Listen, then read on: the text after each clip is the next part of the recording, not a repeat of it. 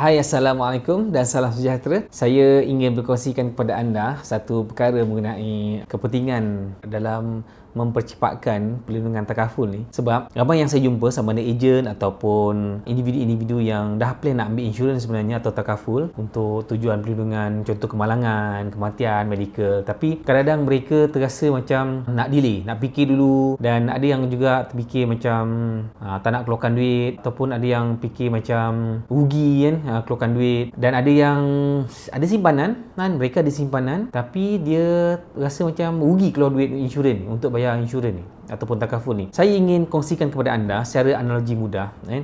Sebenarnya ramai yang fikir bila kita bayar insurans ni maknanya duit keluar kan, duit keluar dan rasa rugi kalau tak claim. Okey, kalau katalah kita dah decide untuk ambil takaful tu kan, jangan delay terlalu lama kan, sebab saya yakin mungkin ada yang fikir rugi kan, keluar duit kan, tak claim, tak dapat apa-apa. Dan ada juga yang rasa macam nak ambil tapi alah sayanglah nak keluarkan saving, tunggulah duit gaji akan datang, ataupun tunggulah daripada mana-mana sumber lain kan, dia tak nak pakai duit simpanan yang dah ada. Cuma saya nak bagi satu analogi mudah, senang je. Katakanlah sekarang ni anda simpan duit dalam wallet. Mungkin anda boleh keluarkan duit dalam wallet tu, keluarkan wallet, so dalam ni ada duit. So sebagai contoh, kita keluarkan sedikit duit dalam ni kan, RM20, katalah RM20. So katakanlah duit RM20 ni anda bagi pada orang lain. Okey, berapa anda rugi dah sekarang kan? Kalau ikutkan kiraan RM20 anda rugi. Tapi sekarang ni kalau takaful sebenarnya, konsep takaful sebenarnya anda keluarkan duit daripada dompet ni kan, RM20. Okey, anda ambil duit tu balik, simpan daripada poket lain. Okey, simpan daripada poket lain. So duit tadi tu sekarang ni berapa anda rugi? Okey, duit tu ada pada anda sekarang kan. Sebagai contoh tadi saya simpan daripada dompet, saya keluarkan masuk dalam poket lain. Okey. So duit ni tak boleh keluarkan. Tak boleh keluarkan, tak boleh pakai. Kecuali kalau berlaku emergency. Contoh, masuk hospital. Bila masuk hospital, duit yang kat sini akan digandakan. Digandakan, katakanlah RM20 ni mungkin jadi RM20,000. Kan? Digandakan. Maksudnya kalau katalah bila hospital tu RM5,000, RM6,000, RM7,000, RM10,000 kan, dia akan bayar bil hospital kita. Okey. Nombor 2, kalau berlaku kematian, berlaku kemalangan pun sama juga kan, duit ni akan berganda. Okey.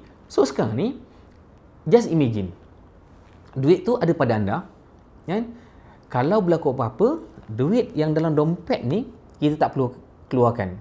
Sebaliknya duit yang kita kat poket ni tadi, yang saya dah alihkan tadi, boleh bantu untuk selamatkan duit yang ni. So sekarang ni cuba bayangkan kalau duit ni tadi RM20 kita berkira untuk keluarkan untuk pelindungan takaful dan semua everything, kita simpan dalam dompet ni.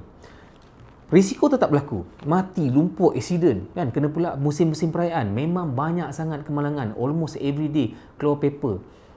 Cuma kita rasa mungkin kita tak kena sebab kita fikir bila tengok berita, oh itu orang lain kan, itu orang lain, itu kita tak kenal kan. Tapi sebenarnya ada juga yang mungkin kita kenal, ada mungkin kawan-kawan, dan mungkin belum masa kita je. Itu saja. Jadi saya rasa adalah amat penting untuk kita sediakan payung sebelum hujan, sediakan sedikit perlindungan kewangan. Ini bukan maksudnya bukan bila kita buat perlindungan kewangan atau takaful ni untuk mengelakkan kita daripada kemalangan ataupun berlaku musibah. Tak. Ini adalah sebahagian daripada ikhtiar kita. Ikhtiar di mana sekurang-kurangnya kalau berlaku apa-apa, musibah, kemalangan, kematian ataupun masuk hospital, kita mengurangkan impact dari segi kewangan tu, kesan kewangan tu. Maknanya kita dah sakit, lepas tu ditambah lagi beban kewangan.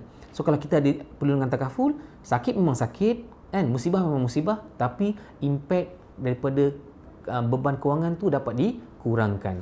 Sama juga macam kereta ada seat belt dengan airbag. Okey. So kita tak semestinya kereta yang ada airbag memang langsung tak accident. Tak kan? Risiko accident tetap ada. Cuma airbag tersebut mengurangkan impact kemalangan.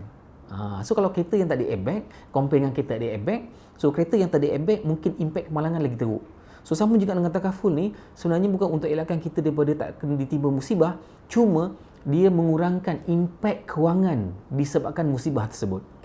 Dan bayangkan tadi, kita mungkin berkira nak keluarkan duit dalam dompet ni masuk ke poket kita, sedangkan duit tu adalah duit kita, masuk poket pun masuk poket kita. Apa bukti dia? Bukti dia simple je. Cuba kalau anda beli polisi atau insurans, kan, polisi atas nama siapa? Adakah atas nama orang lain ataupun nama kita? Nombor satu. Nombor dua, pewaris dalam polisi, adakah pewaris orang lain atau waris kita? Jadi itu saja bukti bahawa anda sebenarnya bila buat takaful bukan anda keluar duit, anda cuma alihkan duit, kan, pindahkan duit, pecahkan duit, kan, letak kat tempat lain supaya duit yang kita letak tempat lain tu boleh bantu untuk mengurangkan risiko kita keluar duit lagi banyak.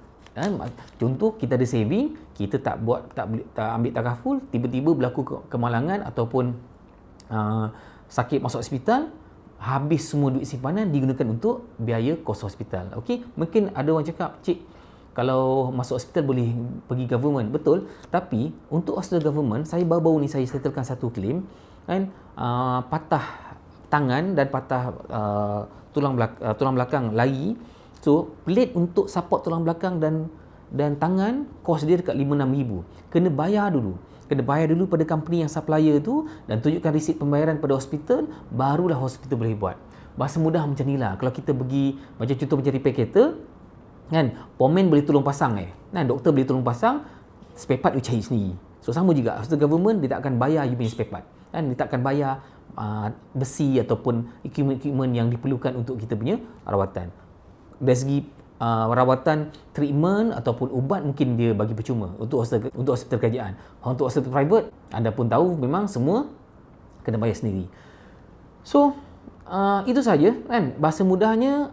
Jangan letakkan, kalau kita ada telur, jangan letakkan telur tu dalam satu bakul, sebab kalau jatuh semua, kalau pecah semua. So asingkan. Sama juga duit tadi, sebenarnya sebahagian ada dalam dompet, sebahagian masih lagi ada sebenarnya, cuma dia letak kat tempat lain supaya duit yang sikit yang kita letak tempat lain ni boleh cover, kan, untuk duit kita yang banyak yang tempat lain satu lagi. Okey, itu saja untuk analogi mudah takaful. Mudah-mudahan video ni dapat memberi kesedaran kepada anda semua yang delay nak ambil takaful, yang delay yang ada duit sebenarnya kat saving, kan. So you just sebenarnya you asingkan duit tu pergi ke tempat lain saja. Okey. Assalamualaikum warahmatullahi wabarakatuh.